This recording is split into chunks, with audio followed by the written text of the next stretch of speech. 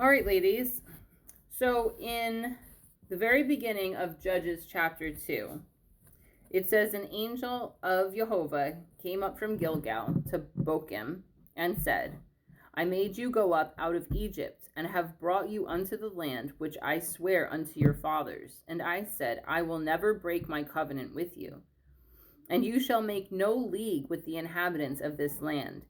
You shall throw down their altars. But you have not obeyed my voice. Why have you done this? Wherefore I also said, I will not drive them out from before you, but they shall be as thorns in your sides, and their gods shall be a snare unto you. So this is talking about what this is talking about is that the Israelites were supposed to drive the other nations out of the promised land. And that this angel who was going to go before them was going to drive them out. But they did not obey his voice. So this begs a couple of questions. One, who is this angel who went before them? And what did his voice speak that they were supposed to obey? And so the answers are in Exodus and Deuteronomy.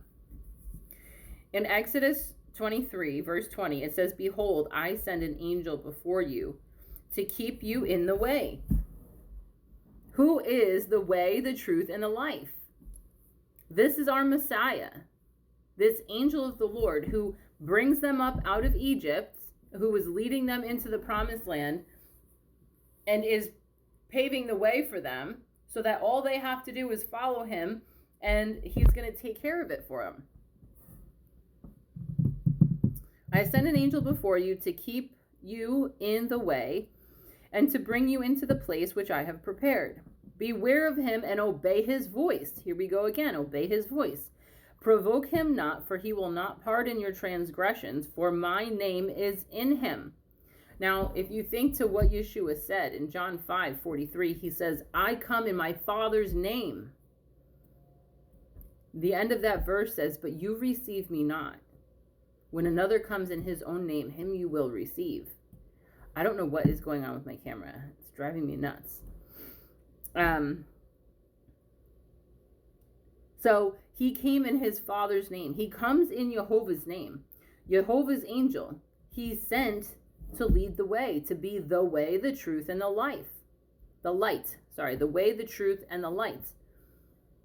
They weren't obeying his voice back then, and they're not obeying his voice now. This is why tribulation is coming around the corner. Beware of him and obey his voice. Provoke him not, for he will not pardon your transgressions, for my name is in him. But if you shall indeed obey his voice and do all that I speak, then I will be an enemy to your enemies and an adversary to your adversaries. So think about this. If you indeed obey his voice and do all that I speak. So it's Yeshua's voice, but it's Jehovah's words.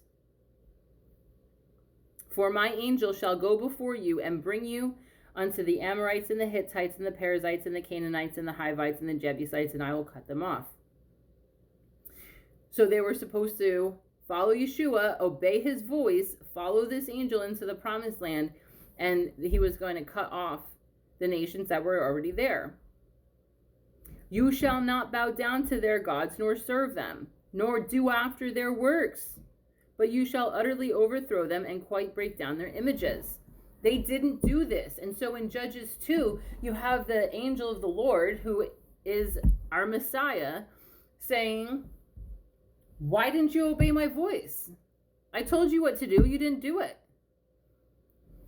And so he says, because you didn't do this, they're going to be a thorn in your side, and you will serve their gods. And this is exactly what happened.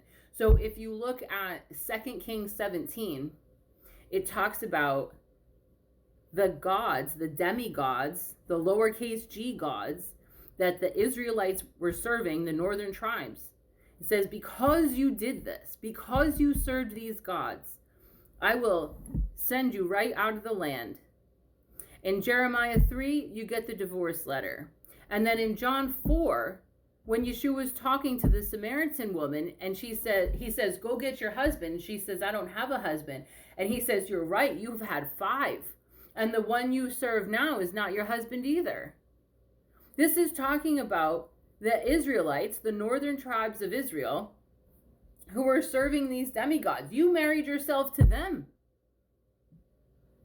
Now, the one you're serving now, this anti-Messiah who came in his own name because you didn't obey the voice of the Messiah, you're serving him. You don't know what you serve. Go read John 4. You don't have a husband. The one that you're living with now is not your husband. And you don't know who you serve. But the time has come when we must serve Jehovah in spirit and in truth. You get the spirit of truth by keeping the 10 commandments, which is what it means to obey his voice, which is in Exodus 19, verse 5. Now therefore, if you will obey my voice indeed and keep my covenant, then you shall be a peculiar treasure unto me above all people, for all the earth is mine. And you shall be unto me a kingdom of priests and a holy nation. You become this peculiar treasure, this kingdom of priests, when you obey his voice. And then what did his voice speak? The 10 commandments, right in the next chapter.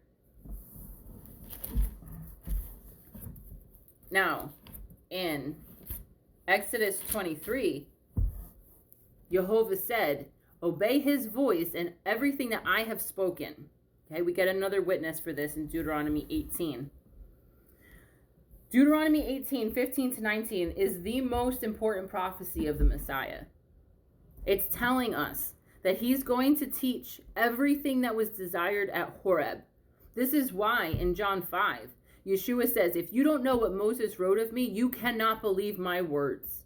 You have to know this prophecy in order to know who the Messiah is.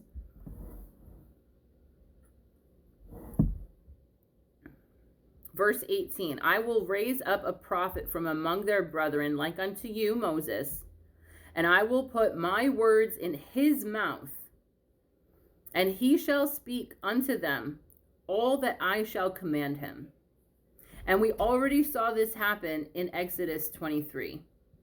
His words, God's words in the angel's mouth, the angel that is the way, the truth, and the light is Yeshua. The creation on the first day, the light of the world, is the angel of the Lord who took them out of Egypt. And if you obey his voice indeed, you will be a peculiar treasure. And Jehovah will be an enemy to your enemies.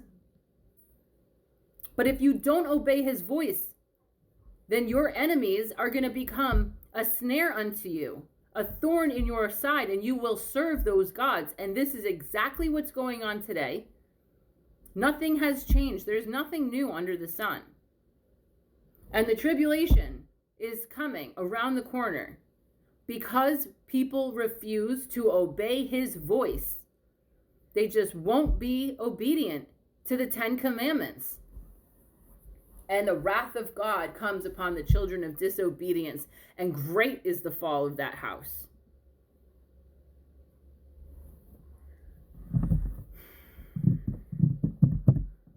Repent.